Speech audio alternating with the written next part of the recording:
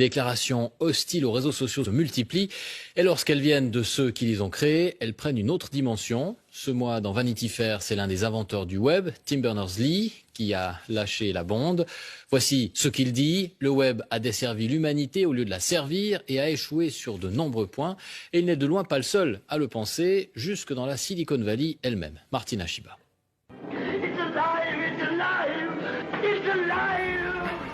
Vous vous souvenez de Frankenstein avec la créature qui échappe à son créateur et qui fait si peur? Eh bien, à la Silicon Valley, c'est un peu pareil. Les créateurs des réseaux sociaux ne likent plus ce qu'ils ont eux-mêmes fabriqué. Tim Cook, patron d'Apple, dans le journal The Guardian en janvier. Je ne veux pas que mon neveu utilise les réseaux sociaux.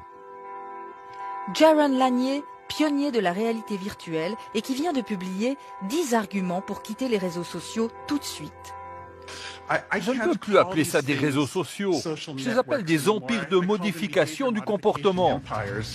Désormais, on assume ouvertement d'avoir manipulé les cerveaux. Tristan Harris, ancien ingénieur de Google. Dans les années 70, quand vous parliez au téléphone, il n'y avait pas des centaines d'ingénieurs de l'autre côté de l'écran qui savaient parfaitement comment fonctionne votre psychologie. Sean Parker, cofondateur de Napster et qui possède des parts de Facebook. Notre réflexion était comment capturer un maximum de votre temps et de votre attention. Pour ça, nous devions vous fournir des pics de dopamine. Par exemple, on a créé des likes sur vos posts pour vous pousser à continuer. Autre exemple, l'autoplay, les vidéos qui partent sans que l'on ait besoin de cliquer. Le but est de provoquer une addiction.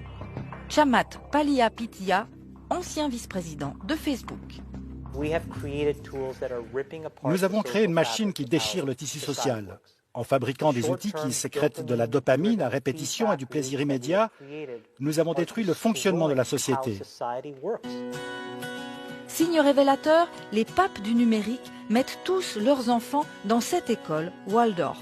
Pédagogie, zéro écran, zéro ordinateur, zéro robot. Plusieurs d'entre eux ont d'ailleurs créé un centre de technologie humaine. Objectif, reprendre le contrôle d'une société prise en otage par la technologie. L'affaire de chacun. Ce que je peux contrôler, c'est ma décision de ne pas utiliser cette merde et de ne pas laisser mes enfants utiliser cette merde. Bonsoir Martina Shiba. Bonsoir. Quand on entend ces propos dans la bouche de ces gens-là, c'est quand même assez fou. Ils proposent même des conseils pour se détacher de son téléphone. Oui, c'est complètement surréaliste. C'est comme si les fabricants de cigarettes ou les producteurs de junk food donnaient des conseils pour apprendre aux gens à se passer de leurs produits. Mais ce cri d'alarme demande surtout que la technologie soit mise au service de l'humain et pas l'inverse. Alors quels sont les conseils qu'ils nous donnent pour reprendre la main? Alors, on pourrait faire ça. Mais la réaction de la plupart des gens, ce serait ça. Donc, ils préfèrent donner des petits trucs pour se déscotcher de son appareil. Supprimer les réseaux sociaux